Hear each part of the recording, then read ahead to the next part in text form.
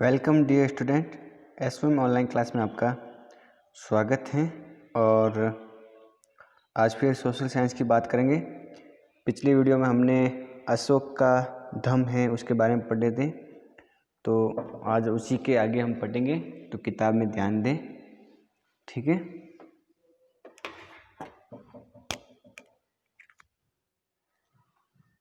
लिखा है, यहाँ पर ध्यान देंगे, अपने याद तक पढ़ लिया था। इसके अतिरिक्त अशोक ने अपने संदेश कई स्थानों पर शिलाओं और स्तंभों पर खुदवा दिए। सम्राट अशोक ने भगवान बुद्ध की जो शिक्षा है, धम्म के बारे में जो अच्छी शिक्षा है, उनको लोगों तक पहुंचाने के लिए अलग जगहों पर क्या किए, स्तंभ बनवाए, शिलालेख खुदवाए और उन पर वो शिक्षाएँ लिखवा दी और उन स्तंभों को सार्वजनिक स्थानों पर लगा कर लोगों को इस प्रकार से प्रेरित किया कि आप क्या करो, इस प्रकार की शिक्षाओं को पढ़ करके, या उनको जिनको पढ़ना नहीं आता उनको सुना करके इस प्रकार की शिक्षा दी गई और निर्देश दिया गया कि जीवन में किस प्रकार रहना चाहिए और किस प्रकार व्यक्ति को दयावान बनना चाहिए। इस प्रकार की शिक्षाएं दी, ये ध्यान रखना है। अधिकारियों को ये निर्देश दिए गए कि वे राजा के संदेश को उन लोगों को पढ़कर सुनाए जो खुद पढ़ नहीं सकते हैं। मतलब सम्राट अशोक ने इस प्रकार के निर्देश दिए कि ऐसे व्यक्ति भी हैं जिनको पढ़ना नहीं आता है, उनको पढ़कर सुनाया जाए ताकि उनको भी इस प्रकार की शिक्षा का क्या हो, ज्ञान हो। ये बात आपको ध्यान में रखनी है। आगे लिखा है, देखो, अशोक ने धम्म के विचारों को प्रसारित करने के लिए सीरिया, मिस्र, ग्रीस तथा श्रीलंका में भी दूत भेजे। ऐसा नहीं है कि केवल भारत में ही शिक्षा को बढ़ावा देने के लिए अशोक सम्राट ने वहाँ पर इस प्रकार की शिक्षा का प्रचार किया हो या प्रसारित किया हो, बल्कि अशोक ने इन विचारों को दूर दूर तक पहुँचाने के लिए अपने जो राजदूत हैं उनको सीरिया, मिस्र, ग्रीस तथा श्रीलंका, विदेशों में भी भेजा, इन अन्य देशों में भी शिक्षा को फैलाने के लिए इस प्रकार के वहाँ दूत भेजे। ये ध्यान रखना है आपको। फिर लिखा है, देखो, उन्होंने सड़कें बनवाई, कुएं खुदवाए, विश्राम गृह बनवाए और इसके अतिरिक्त उन्होंने मनुष्य व जानवरों की चिकित्सा की भी व्यवस्था की। मतलब अब लोगों के कल्याण के लिए कार्य होने लगे और इसके लिए उन्होंने सड़कें भी बनवाई, अलग अलग जगहों पर कुएं खुदवाए, विश्राम गृह बैठने के लिए बनवाए इस प्रकार से, और उन्होंने मनुष्य और जानवरों की इलाज के लिए चिकित्सा या हॉस्पिटल वो भी बनवाए इस प्रकार के। तो वो धीरे धीरे मानव कल्याण में लगे थे सम्राट अशोक, उनकी हम बात कर रहे हैं। तो यहाँ तक हमने बात कर ली, आगे ध्यान देंगे।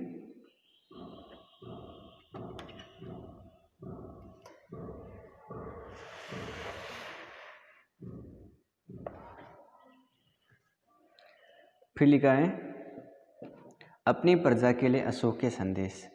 अशोक के क्या संदेश है अपनी प्रजा के लिए, उन संदेशों को एक बार देखते हैं। लिखा है कि लोग विभिन्न अवसरों पर अनुष्ठान करते हैं, अलग अलग जगह पर कार्यक्रम करते हैं, यज्ञ हवन करवाते हैं। उदाहरण के लिए जब वे बीमार होते हैं, जब उनके बच्चों का विवाह होता है, बच्चों के जन्म पर, और जब यात्रा शुरू करते हैं तब वे तरह तरह के अनुष्ठान करते हैं, अलग अलग कार्यक्रम करते हैं। कब कब करते हैं? जब उनके मान लो खुद बीमार हो या बच्चों का विवाह हो, ठीक है, तो इस प्रकार के अनुष्ठान करते हैं, अलग अलग कार्यक्रम करवाते हैं, यज्ञ करवाते हैं, और ठीक है, ये ध्यान रखना आपको। ये कर्मकांड किसी काम के नहीं, इसके बदले यदि लोग दूसरी रीतियों को माने तो वह ज़्यादा फलदायी होगी। ये अन्य प्रकार की रीतियाँ क्या हैं? ये सम्राट अशोक का संदेश है कि कर्म कांड करने से कोई मतलब नहीं है, और इसके अलावा हम दूसरी रीतियों को माने तो वो ज़्यादा फायदेमंद है। तो आगे देखें, ये है अपने दासों और नौकरों के साथ अच्छा व्यवहार करना। शिक्षाओं में अशोक की जो शिक्षाएं थी सम्राट अशोक की, उनके अंतर्गत उनका मानना था कि हम कर्म कांड को छोड़ दें, फालतू जो यज्ञ हवन अनुष्ठान है उनको छोड़ करके हम क्या करें, हमारे पास में दास या नौकर है उनके साथ हम बढ़िया व्यवहार करें। इस प्रकार की शिक्षा सम्राट अशोक देना चाहते थे। बड़ों का आदर करें, सभी जीवों पर क्या करें, दया करें, ब्राह्मणों तथा श्रमणों को दान दें। ठीक है, मांगने वालों को क्या करें, दान दें, भिखारियों को, ब्राह्मणों को। ठीक है, हम ये काम करें, न बल्कि कर्मकांड के द्वारा अपना पैसा खर्च करें। तो दास या नौकर है उनके साथ में कैसा व्यवहार करें, बढ़िया व्यवहार करें। अशोक का मानना था कि बड़ों का आदर किया जाए, सभी जीवों पर दया होनी चाहिए, ब्राह्मण और जो श्रमिक लोग हैं या जो मांगने वाले भिखारी हैं उनको दान दिया जाए। ठीक है, फिर लिखा है कि अपने धर्म की प्रशंसा या दूसरों के धर्म की निंदा करना, दोनों ही बातें गलत हैं। सम्राट अशोक का मानना था कि अपने धर्म की प्रशंसा करना कि मेरा धर्म है या मेरा धर्म ऐसा वैसा है, या किसी की निंदा करना, दोनों बात क्या है, गलत है। इस प्रकार की बात नहीं होनी चाहिए। हर किसी को दूसरे धर्म का आदर करना चाहिए। सम्राट अशोक का मानना था कि किसी व्यक्ति को किसी की निंदा नहीं करनी चाहिए, किसी धर्म को बुरा नहीं करना चाहिए, या अपने धर्म को उसको ज़्यादा फैलाना या उसकी ज़्यादा प्रशंसा भी नहीं करनी चाहिए, बल्कि प्रत्येक धर्म का क्या करना चाहिए, आदर करना चाहिए। ये बात आपको ध्यान में रखनी है। यदि कोई अपने धर्म की बढ़ाई और दूसरे के धर्म की बुराई करते हैं तो वह वास्तव में अपने धर्म को ज़्यादा नुकसान पहुंचा रहा है। अगर कोई आदमी अपने धर्म की बढ़ाई कर रहा है और दूसरे धर्म की बुराई कर रहा है, इसका मतलब असली में तो वो अपने धर्म के बारे में ज़्यादा नुकसान कर रहा है। ठीक है, किसी धर्म की बुराई करेगा तो वो उसका खुद का धर्म का सम्मान नहीं होगा, लोग उस धर्म का आदर नहीं करेंगे। तो इस प्रकार का काम नहीं करना चाहिए, ऐसा उनका मानना था। ठीक है,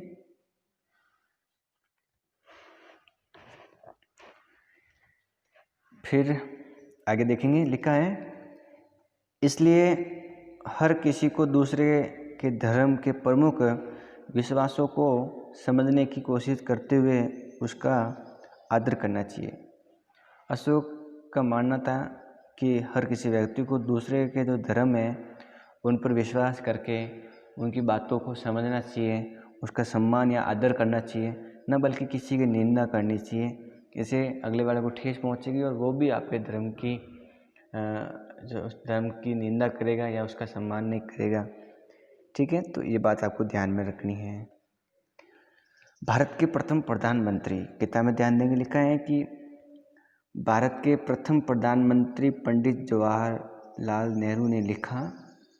पहली बात तो आपको ध्यान रखना है, भारत के प्रथम प्रधानमंत्री कौन थे, पंडित जवाहरलाल नेहरू। उन्होंने क्या लिखा, उन्होंने लिखा कि उनके धर्मादेश आज भी हमसे एक ऐसी भाषा में बात करते हैं जिन्हें हम समझ सकते हैं और जिनसे हम बहुत कुछ सीख सकते हैं। पंडित जवाहरलाल नेहरू जो भारत के प्रथम प्रधानमंत्री थे, उनका ऐसा मानना था, जो उन्होंने लिखा है कि जो हमारे धर्म के आदेश हैं, धर्मादेश यानी धर्म प्लस आदेश, धर्म के आदेश, वो ऐसी बातें बताते हैं और अगर उन बातों को हम समझ लेते हैं तो हम उसमें काफ़ी कुछ सीख सकते हैं, हमको काफ़ी कुछ उससे ज्ञान मिल सकता है। तो हमें अपने धर्म की बातों को मानना चाहिए। इस प्रकार के उनके विचार थे, ये बात आपको ध्यान में रखना है। फिर लिखा है कि अशोक ने धर्म के विचारों को दूर दूर तक फैलाने के लिए उन बातों को बताया जो आपके अनुसार आज भी प्रासंगिक हैं। सम्राट अशोक ने अपने धर्म या धर्म की बातों को दूर दूर फैलाने के लिए अनेक बातें बताई उन्होंने आज, और जो आज भी क्या है, प्रासंगिक है। प्रासंगिक मतलब तो आज सबको पता है, लोकप्रिय है लोगों के बीच में। ठीक है, अशोक के संदेश के उन हिस्सों को बताओ जो आज भी प्रासंगिक हैं, जो भी हमने बात की है कि भाई लोगों पर दया करनी चाहिए, दास या नौकरों पर उनके साथ में अच्छा व्यवहार करना चाहिए। इस प्रकार की जो बातें हैं वो अशोक के शिलालेखों पर, स्तंभों पर हमें मिलती हैं, उनकी धर्म की बातें मिलती हैं, ये ध्यान रखना है। ठीक है, तो आगे ध्यान देंगे, लिखा है ब्राह्मणी लिपि। आधुनिक भारत की ज़्यादातर लिपियाँ पिछले सैकड़ों वर्षों में ब्राह्मणी लिपि से उत्पन्न हुई है। वर्तमान में जो अपने भारत की अनेक ऐसी भाषाएं हैं जिनका जो जन्म है वो अपन ब्राह्मणी लिपि से हुआ है। यहाँ आप अ अक्षर को अलग अलग भाषाओं की लिपियों में देख सकते हैं। अब आपको मैं अ दिखाता हूँ अलग अलग भाषाओं में, ठीक है।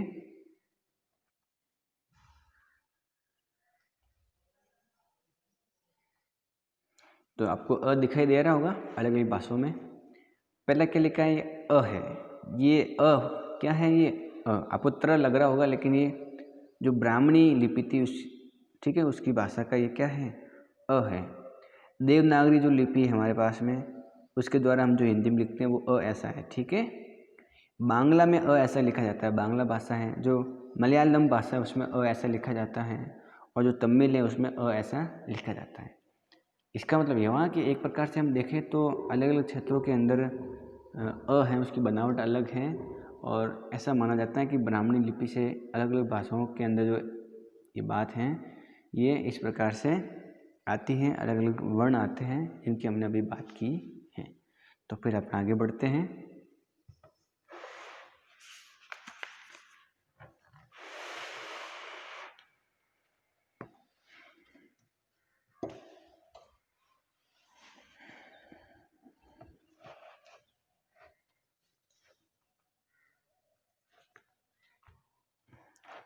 किताब में ध्यान देंगे, लिखा है अन्यत्र। मौर्य साम्राज्य के उभरने से थोड़ा पहले, लगभग 2400 वर्ष पहले, चीन में सम्राटों ने चीन की दीवार का निर्माण किया। जब मौर्य सम्राट उभरने वाला था उससे थोड़ा बहुत पहले चीन के जो सम्राट थे उन्होंने चीन का दीवार का निर्माण किया। इसे बनाने का उद्देश्य उत्तरी सीमा की पशुपालक लोगों से रक्षा करना, उत्तरी सीमा में आक्रमण नहीं हो, उन लोगों से रक्षा करने के लिए इस दीवार का निर्माण किया। अगले 2000 वर्षों तक इस दीवार का निर्माण कार्य चलता रहा। ये दीवार, जो चीन की दीवार आपको दिखाई दे रही है चित्र में, ये कोई एक दिन में बना ही नहीं है। उत्तरी चीन में जो पशुपालक है उनकी रक्षा के लिए इस प्रकार की बनाई, उनसे आक्रमण से, और इसका कार्य बहुत लंबा चलता रहा, ये ध्यान रखना है आपको। क्योंकि साम्राज्य की सीमाएं बदलती रही, ये दीवार लगभग 6400 किलोमीटर लंबी है। 6400 किलोमीटर लंबी दीवार को बनाने में लगभग 2000 वर्ष लगे हैं, क्योंकि अलग अलग जगहों पर अलग अलग साम्राज्यों की सीमाएं बदलती गई, तो उस हिसाब से इसके अलग अलग जुड़ाव हैं वो बढ़ते गए। तथा पत्थर और ईंटों या ईंट से बनी है, ये पत्थर और ईंट से दीवार बनी है। इसकी ऊपर सतह सड़क जैसी चौड़ी है, मतलब दीवार की जो ऊपरी भाग है वो सड़क जैसी कैसी है, चौड़ी बनी है। इस दीवार को बनाने के लिए हजारों लोगों को काम करना पड़ा। इतनी लंबी 6400 किलोमीटर इतनी लंबी दीवार है, तो जिसमें पत्थर और ईंटों का प्रयोग किया गया है, तो इसको बनाने में हम काफ़ी हजारों समय तक इतने हजार लोगों की जरूरत पड़ी होगी, ये भी आपको ध्यान में रखना है। हर 100-200 मीटर की दूरी पर इस पर निगरानी करने के लिए बुर्ज बनाए हुए हैं। आपको ये बुर्ज दिखाई दे रहा है, ये मतलब ये हर 100 या 200 मीटर पर इस प्रकार के ये बुर्ज बनाए हैं, बीच में ऐसे स्थान पर जहाँ पर अंदर बैठा जा सकता है, ताकि इधर से बाहर की तरफ निगरानी की जा सके। तो निगरानी करने के लिए सैनिकों को वहाँ बैठाया जाता था, और सैनिकों को बैठने के लिए वहाँ पर बुर्ज बनवाए, ये बात आपको ध्यान में रखनी है, ठीक है। पड़ोसी देशों के प्रति अशोक का रवैया चीनी सम्राटों के रवैये से कैसे भिन्न था। अगर हम पड़ोसी देश से जो चीन है उनके सम्राटों की बात करें तो उनके अलग व्यवहार थे, और हमारे जो सम्राट अशोक है भारत के, उनके कुछ अलग विचार थे। हमने उनकी बात की है इस पूरे लेसन के अंतर्गत, तो आपको पता लग गया होगा कि किस प्रकार अलग अलग व्यवहार थे उन दोनों के। तो ये बात आपको ध्यान में रखनी है। तो इसी के साथ में आपका लेसन भी पूरा हो जाता है, ठीक है। और हमने इस लेसन में सम्राट अशोक के बारे में पढ़ा, अलग उनकी अलग अलग जो शिक्षाएं हैं, किस प्रकार उनके युद्ध के बारे में पढ़ा, ठीक है, उनकी कला के बारे में पढ़ा। तो आगे आपको एक मानचित्र दिखाई देगा, उसके बारे में हम पढ़ लेते हैं आज। तो आपको एक मानचित्र देखना है और ध्यान रखना है जो मैं बताऊँ आपको। ये जो मानचित्र है वो रेशम मार्ग सहित महत्वपूर्ण व्यापारिक मार्ग है। इसमें जो रेशम मार्ग है उसकी यहाँ बात की गई है, ठीक है। तो ये बातें आपको ध्यान रखनी है, अलग अलग मार्ग बताए हुए हैं। तो कौन कौन से मार्ग यहाँ दिखाए हैं तो आपको ध्यान रखना है। तो पहले आपको ये सारणी देखनी है। इस प्रकार के जो कलर के जो मार्ग है वो हैं, ये मार्ग चीनी शासकों के नियंत्रण में थे। इस प्रकार के जो मार्ग आपको दिखाई देंगे वो सब क्या हैं, चीन के शासक है उनके नियंत्रण वाले मार्ग थे। हरे कलर के, ये तो हो गए भूरा कलर, हरे कलर के जो आपको मार्ग दिखाई देंगे ये मार्ग कुषाणों के नियंत्रण में थे। जो कुषाण थे उनका हम पढ़ेंगे आगे। तो कुषाण थे उनके नियंत्रण में इस प्रकार के हरे कलर वाले मार्ग हैं, उनकी भी बात करेंगे हम। इस प्रकार के जो कलर के मार्ग है वो सब समुद्री मार्ग है। कैसे मार्ग है, समुद्री। और लाल कलर के जो मार्ग आपको दिखाई देंगे ये मार्ग सब ईरान, जो ईरान मतलब फारस एक ही है, के शासक है उनके नियंत्रण में मार्ग थे। और इस प्रकार के जो आपको गुलाबी कलर के मार्ग दिखाई देंगे इन मार्गों पर जो रोमन के शासक हैं उनका नियंत्रण था। तो अलग अलग जो मार्ग आपको दिखाई दे रहे हैं उन सब पर अलग अलग नियंत्रण था। तो अपन को देखना है कि जैसे हम यहाँ बात करें जिसमें हमको भारत दिखाई दे रहा है, भारत दिखाई दे रहा है, ये भारत है। आपको देखो भारत में आपको किस प्रकार का मार्ग दिखाई दे रहा होगा। तो आपको ये हरा मार्ग दिखाई दे रहा है, ये गंगा नदी यहाँ पर, ये हिमालय, ये तिब्बत, ऊपर चीन दिखाई दे रहा होगा। तो जो हरा मार्ग है जहाँ पर पेशावर और तक्षशिला लिखा हुआ है, उधर काबुल लिखा हुआ है, तो ये कुषाणों का था, ये ध्यान रखना है आपको, ठीक है। इसके अलावा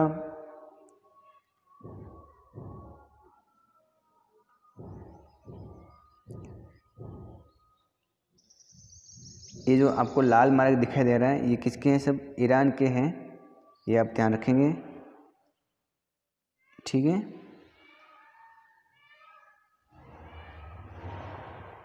बाकी अलग अलग नदियाँ हैं। ये जो भूरे कलर का जो दिखाई दे रहा है ये चीन पर इनका नियंत्रण था, ये ध्यान रखना है आपको। नीचे जो गुलाबी कलर का दिखाई दे रहा है ये रोमन साम्राज्य के तहत थे, ये ध्यान रखना है, ठीक है। बाकी ये समुद्री मार्ग है, ये जो मार्ग दिखाई दे रहे हैं महत्वपूर्ण समुद्री मार्ग थे, ये आपको ध्यान रखना है। तो ये अलग अलग मार्ग हैं और भारत ये हैं, ये तिब्बत है, आपको ध्यान रखना है। यहाँ ऊपर मंगोलिया है चीन के ऊपर, ठीक है। आपको इधर कैस्पियन सागर दिखाई दे रहा होगा, तो ये यहाँ आया हुआ है, ठीक है। इसके अलावा यहाँ आपको देखना है कि भूमध्य सागर है, ये जगह है सिकंदरिया, ये याद रखेंगे आप। ये जो साम्राज्य है ये रोम साम्राज्य है। लाल कलर के जो मार्ग आपको दिखाई दे रहे हैं, ठीक है, वो सब क्या हैं, वो रोमन साम्राज्य के नियंत्रण में है, ये आपको ध्यान रखना है। ये जो काला सागर है यहाँ काकेशस पर्वत श्रृंखला है, ठीक है। तो हमने बात की है अलग अलग मानचित्र के अंदर अलग अलग जगहों की। तो रोम जो है वो यहाँ आया हुआ है, रोम का साम्राज्य है, ध्यान रखना है, ठीक है। ये भूमध्य सागर हो गया। और नीचे बात करें तो ये लाल सागर है, ठीक है। तो हमने इनकी बात कर ली है। इसके अलावा आप दो तीन चीज़ें और देखेंगे। मैंने मंगोलिया बता दी आपको, ये बलखस झील है, ये ध्यान रखना है। यहाँ पर जो पठार है आया हुआ है, पर्वत आया हुआ है, पामीर का आया हुआ है, यहाँ पर काबुल हो गया, ठीक है। तो ये अलग अलग जगह है। हिमालय पर्वत जो भारत में है, सिंधु नदी यहाँ पर है, ठीक है। पटाला जो यहाँ पर आया हुआ है, ये आपको ध्यान रखना है। नीचे ये आपका हिंद महासागर आया हुआ है, ठीक है। तो एक्जम का जो साम्राज्य वो यहाँ आया हुआ है। फारस की जो खाड़ी है वो यहाँ पर है, ये अरब के पास में ओमान, ठीक है। तो आज की वीडियो में हमने पढ़ा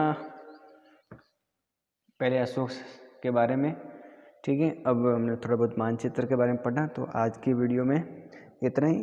बाकी बात करेंगे हम अगले वीडियो में। तो घर पर रहिए, मस्त रहिए और पढ़ाई करिए। वीडियो को लाइक करिए, चैनल को सब्सक्राइब भी करें, साथ साथ में शेयर भी करें।